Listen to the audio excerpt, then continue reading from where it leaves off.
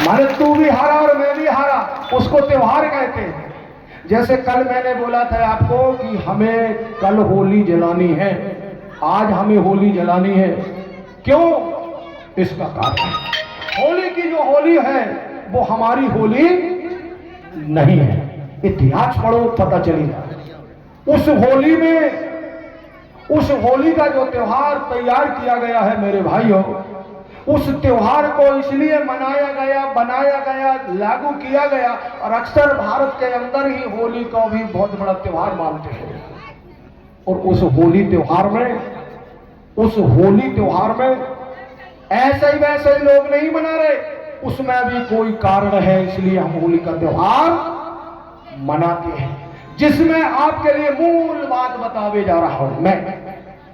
होली के त्योहार में हमारे समाज के, डायरेक्ट बोल रहा हूं, गौड़ समाज के 3 महापुरुषों की हत्या हुई है। 3 महापुरुषों को मारा गया, और मारने के बाद इस बात को छुपाने के लिए लोगों ने त्योहार गढ़ना कर दिया, त्योहार बना दिया गया। उस त्योहार को आप मानेंगे ताकि जब बात तुम भूल जाओ कि हमारे पुरुषों को किन्हीं ने मारा है। एक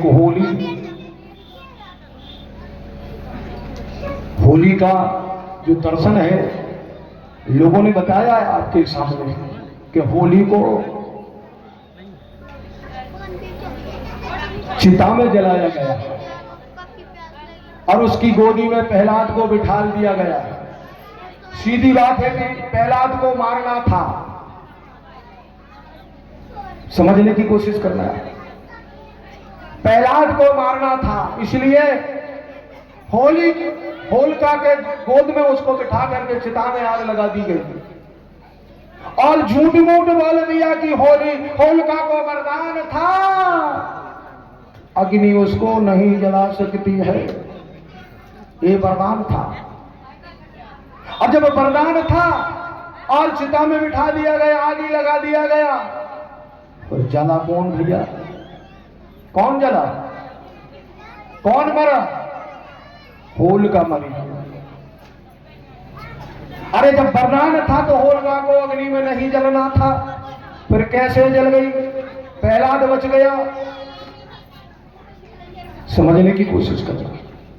अब यहां पर लोगों ने झूठ मूठ कह दिया कि प्रहलाद इसलिए बच गया कि प्रहलाद राम का भजन करता था, राम को मानता था, राम की पूजा करता था।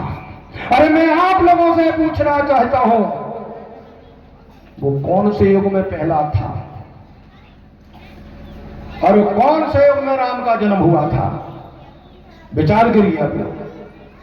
हिरण्याकश्यप सतयुग में हुआ करते थे।